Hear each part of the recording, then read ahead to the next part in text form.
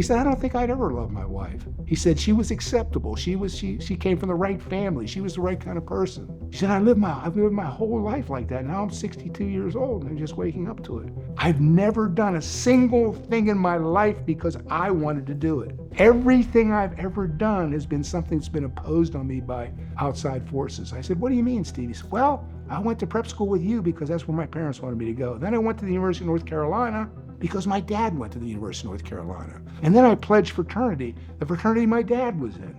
And then, of course, I was expected to go back to New York and, then I got in the advertising business. And then the next thing I was doing was climbing my way up in the advertising business. And then when I was 32 or 33 years old, I looked around and everybody was getting married. And so I got married. And I said, Steve, I knew all this when we were living together in New York in 1980. And he said, why didn't you tell me? I said, because you never asked. And yet, he still didn't ask because by the time he left, I realized that he had lost, 10 or 15 pounds. He was running Ironman kind of competitions. He had a girlfriend that was half his age.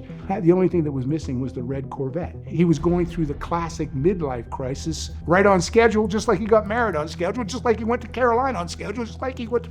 And another 20 years will go by, and he'll come back down here and say, wait a second. And I'll say again, you didn't ask.